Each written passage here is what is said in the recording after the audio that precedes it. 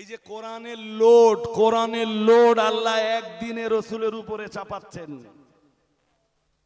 রসুলের ভিতরে কম্পনের অনেকগুলো কারণ ছিল, যার ভিতরের একটা কারণ হলো কোরআনের ভার। আমি ওই ভারের ব্যাখ্যা দিতে চাচ্ছি না। সূরা মুজাম্মিলে আল্লাহ বলেছেন, ইন্না সানুলকি আলাইকা কাওলান সাকিলা, খুব তাড়াতাড়ি আপনার উপরে খুব ভারী কিছু কথা আমি নাযিল করব। আপনার উপরে ভারী কিছু কথা খুব তাড়াতাড়ি নিক্ষেপ করব, সেটাই কোরআনুল কারীম। কোন এক সাহাবীর শরীরের একটা অংশ রসুলের শরীরের অংশের সাথে লেগেছিল, ওই অবস্থাতে কোরআন নাযিল হচ্ছে। জি, সাহাবীর তখন মনে হচ্ছিল যে হাড় যেন চুরিয়ে যাচ্ছে। হাড় কথা বলে না, হাড়। হ্যাঁ, আম্মা আয়েশা বলেছেন, লাকাদ রাআইতু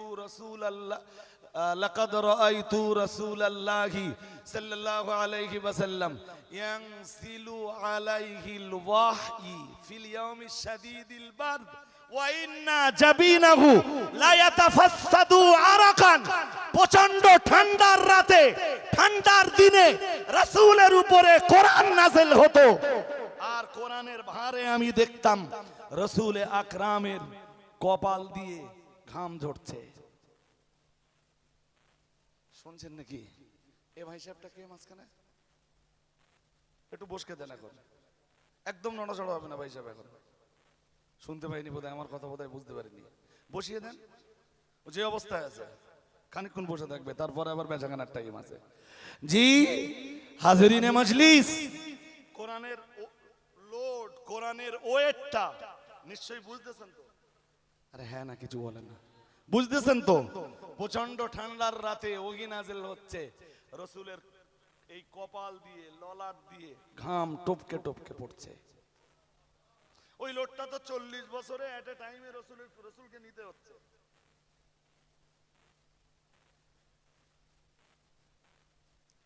তিন নম্বর আর একটা কারণ বলি, ভাইটাল কারণ। রাসূলুল্লাহ কিসের? নূরের না মাটির? জোরে বলেন। তুই একজন মাটির বলেছেন নাকি? কেউ কেউ বলেছেন। এইটা নিয়ে দেশে একটা ঝগড়া আছে যে রাসূলুল্লাহ নূর না মাটি, কি দিয়ে তৈরি।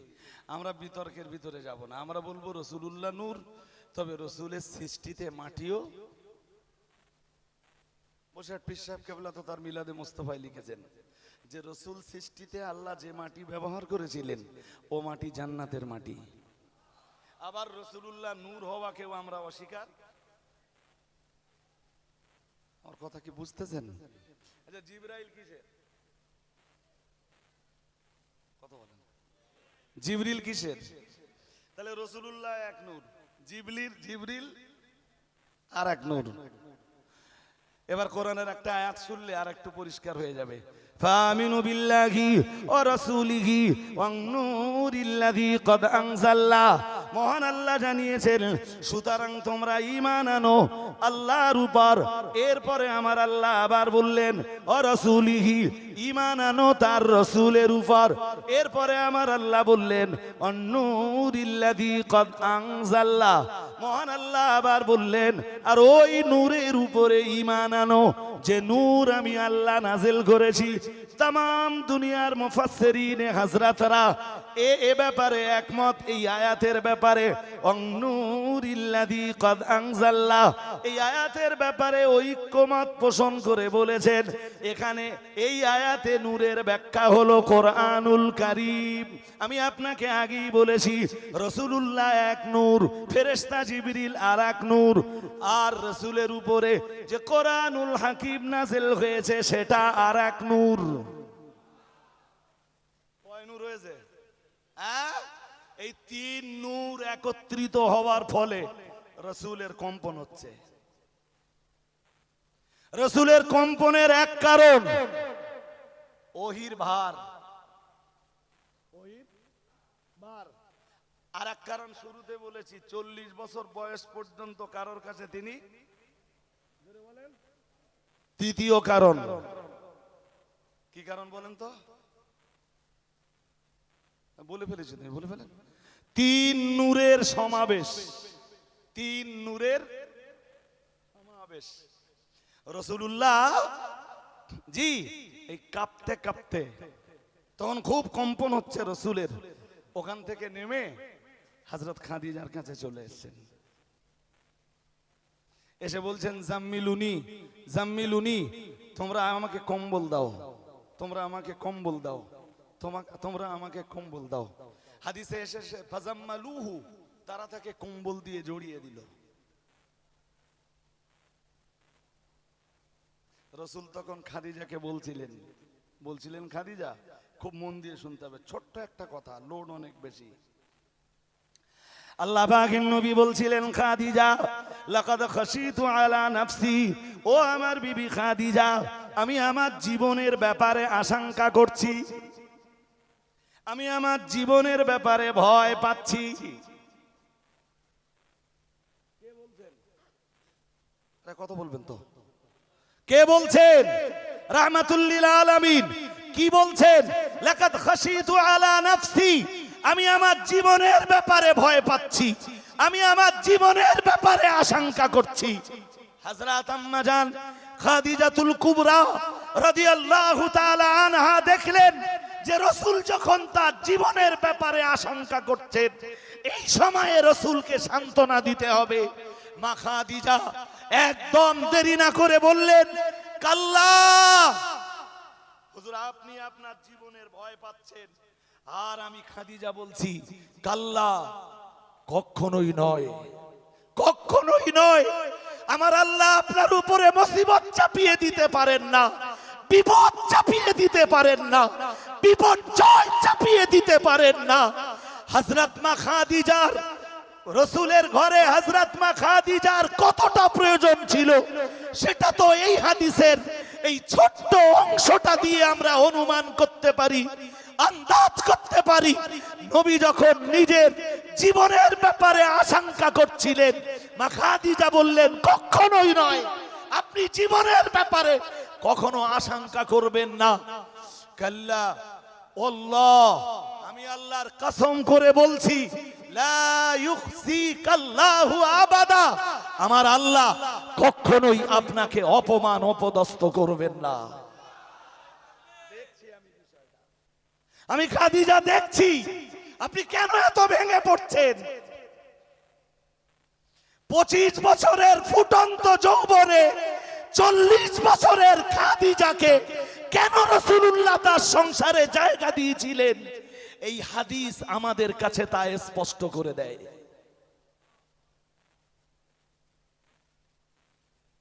হাজিরিনে মজলিস, মা খাদিজা এর পরে 5টা কথা বলেছিলেন। ওই যে একটু আগে বললেন, আল্লাহ আপনাকে অপমান করবেন না, অপদস্থ করবেন না। হুজুর আপনার জীবন নিয়ে, আপনার প্রাণের ব্যাপারে আপনাকে কোনো আশঙ্কা করতে হবে না, আপনি ভয় করছেন কেন? 5টা ব্যাখ্যা দিলেন মা খাদিজা ছোট ছোট করে। বললেন, 1 নম্বরে বললেন, ইন্নাকা লাতাসিলুর রাহিমা। বলেন হুজুর আল্লাহ আপনাকে অপমান করবেন, এটা সবাই বিশ্বাস করলেও আমি বিশ্বাস করি না। আল্লাহ আপনার উপরে কোনো মুসিবত চাপিয়ে দেবেন, এটা গোটা মক্কা বিশ্বাস করলেও আমি খাদিজা বিশ্বাস করি না। তার 5টা কারণের প্রথম কারণ, ইন্নাকা লাতাসিলুর রাহিমা, আপনার সাথে না আপনার আত্মীয়দের সম্পর্ক খুব মজবুত। আরেকটু মন খুলে বলেন না কি কারণ, কি বলেন? 1 নম্বর কারণ বলেন, কেউ যদি আজকের এই মজলিসে থাকেন, আত্মীয়দের সাথে সম্পর্ক ভালো না, এমন যদি কেউ থাকেন, লা ইয়াদখুলুল জান্নাহ কাতিউন, জান্নাতে যাবে না তারা। নামাজ থাকবে, রোজা থাকবে, 2 বার 3 বার 4 বার 5 বারের হজ থাকবে, এরপরেও আত্মীয়তার সম্পর্ক ভালো না থাকার কারণে, আত্মীয়দের সঙ্গে সুসম্পর্ক না থাকবার কারণে জান্নাত মিলেগা নেই। ভাই আমার কথা শুনছেন সবাই? হ্যাঁ, সুতরাং আত্মীয়তার সম্পর্ক মজবুত করুন। মা খাদিজা বললেন, আল্লাহ আপনাকে অপমান করবেন না, প্রাণ নাশের আশঙ্কা করতে হবে না হুজুর। আমি খাদিজা জানি, আমি খাদিজা দেখছি আপনার যে আপনার সাথে আপনার আত্মীয়দের সম্পর্কের কত মজবুতি আছে। আপনি ভয় পাচ্ছেন কেন? যারা আত্মীয়দের সাথে সুসম্পর্ক বহাল রাখে, আত্মীয়দের সঙ্গে যারা সম্পর্ক মজবুত করে, আল্লাহ তাদের প্রতি তার রহমত নাযিল করেন। আপনি ভয় পাচ্ছেন কেন? এরপরে বললেন তাহমিলুল কাল্লা। শুনছেন নাকি? মুখস্থ করতে হবে তো, বাংলাগুলো মুখস্থ করতে হবে। বললেন হুজুর আপনি দুস্থ অসহায়দের বোঝা বহন করেন। আর একটু মন খুলে, দুস্থ অসহায়দের বোঝা যারা বহন করে আল্লাহ তাদেরকে অপমান করেন না। অল ইন্ডিয়া সুন্নাত ওয়াল জামাতের আলেমদের ভিতরে, অল ইন্ডিয়া সুন্নাত ওয়াল জামাতের ওলামায়ে কেরামের ভিতরে এই গুণটা আছে। এদের যা যা কাজ আছে তার ভিতরের একটা কাজ হলো দুস্থ অসহায়দের বোঝা টেনে বেড়ানো। সুবহানাল্লাহ বলছেন না কেন? আরো আওয়াজ দিয়ে বলেন।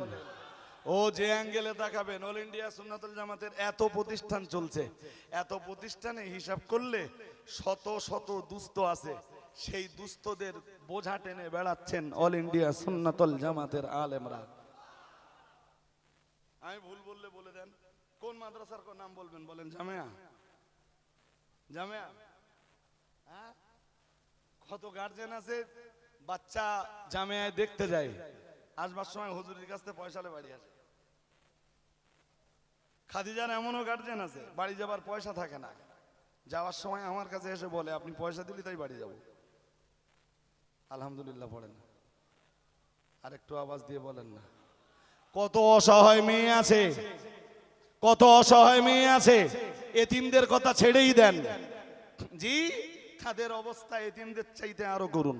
বাবাও থেকে নেই, মাও থেকে নেই, তাদের বোঝা আমাকে বহন করতে হয়। তাদের বোঝা খাদিজা মাদ্রাসার পরিচালন কমিটিকে বহন করতে হয়। ওটা রাসূলের কাজ। তাহমিলুল কাল।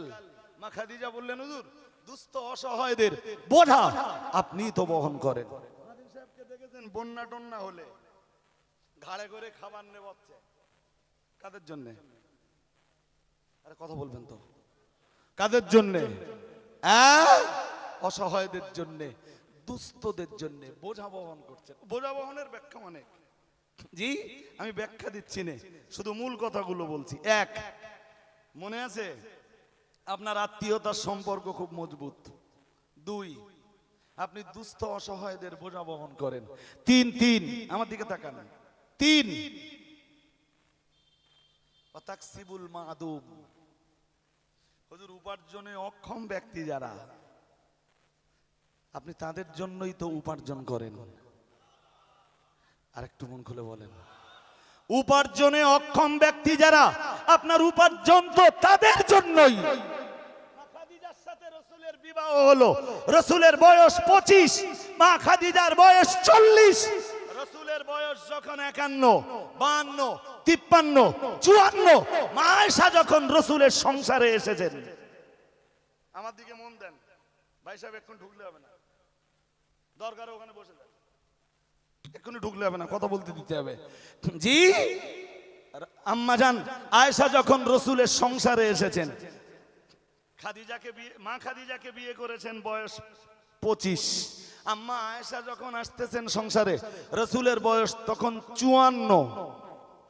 কত? এখন লাগবে না, আমি চা খেতে মানা করতে যাবো, আমার চা দিচ্ছে। তাহলে তো সেই কেসটা একই হয়ে গেল। ইয়া আইয়ুহাল্লাযীনা আমানু লিমা তাকুলুনা মা লা তাফআলুন কাবুরা মাকতান ইনদাল্লাহ আন তাকুলু মা লা তাফআলুন। জি ছাড়েন, যে কথাটা বলছিলাম, 54 বছর বয়সে আম্মা আয়েশা আসতেছেন। আম্মা আয়েশার তখন 9 বছর বয়স। হযরত আবু বকর রাসূলের ঘরে হযরত আয়েশাকে পাঠিয়ে দিয়েছেন রাদিয়াল্লাহু তাআলা আনহুমা। হাজরিনে মজলিস, আম্মা আয়েশা এসে কি দেখছেন জানেন?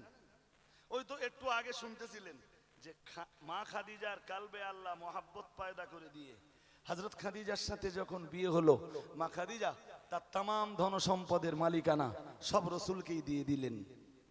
এটা তো 25-এর পরে ঘটতেছে। আর যখন 54-55 আম্মা আয়েশা এসে দেখতেছেন, কানা, আম্মা আয়েশা বলতেছেন, কানা ইয়াতি আলাইনা শাহরুম মা নুকিদু ফীহি নারা, রাসূলের সংসারে এসে দেখেছি 1 মাস আমার নবীর বাড়িতে, এমনও 1 মাস কেটে গেছে, 1 মাস আমার নবীর বাড়িতে রান্না বান্না করার মতো কিছুই ছিল না। কে বলছেন? নবীর বাড়ির চুলোতে আগুন জ্বলিলি 1 মাস। আম্মা আয়েশাকে জিজ্ঞেস করা হয়েছিল কি খেতেন ওই সময়, আম্মা জান আয়েশা জবাব দিয়ে বললেন খেজুর আর পানি। সুবহানাল্লাহ। আর একটু মন খুলে বলেন, এই যে উপার্জনে অক্ষম যারা, তাদের টানতে টানতে টানতে টানতে মা খাদিজা থেকে রাসূল যে সম্পদ পেয়েছিলেন সব আজকে শেষ। সব মা খাদিজা তো তাই রাসূলকে বলছেন, যখন রাসূলের 40 বছর বয়স, বলছেন হুজুর ইন্নাকা লা তাসিলুর রাহিমা ওয়া তাহমিলুল কাল্লা ওয়া তাকসিবুল মা'দুম।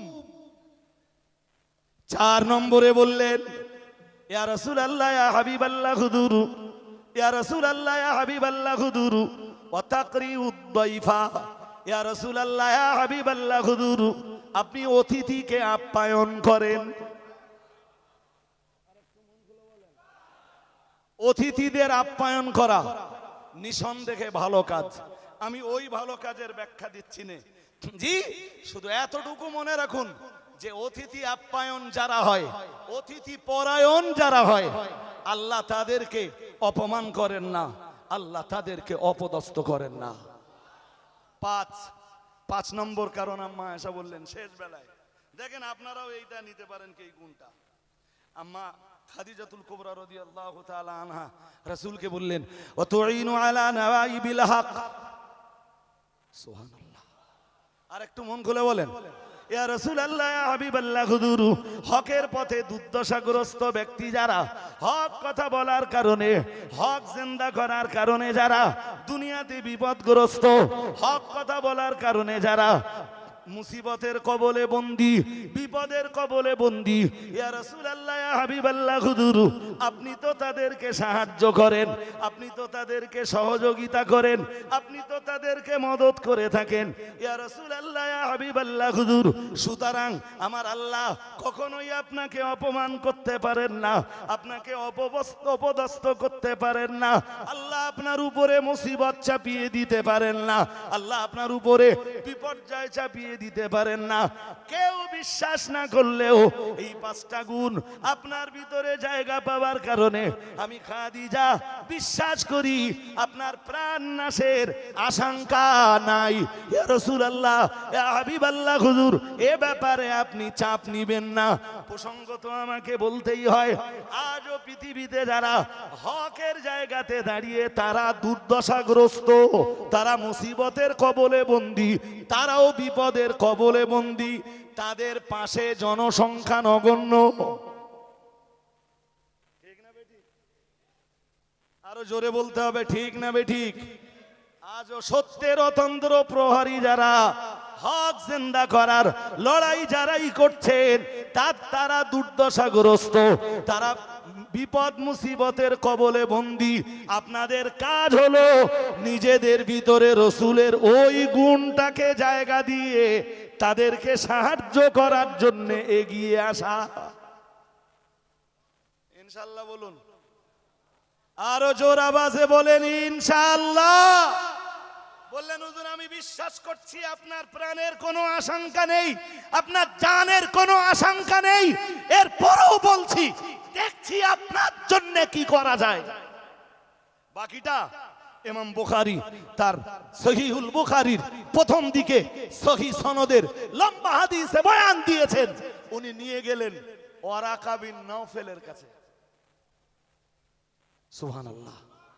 আর একটু মন খুলে বলেন না, তিনি সব কিছু শুনে বুঝে, তিনি পূর্ব দিনে আল্লাহ যে সব কিতাব নাযিল করেছেন ওই সব কিতাবের পণ্ডিত যারা ছিলেন তার ভিতরে ওয়ারাকা ছিলেন এক বিখ্যাত পণ্ডিত।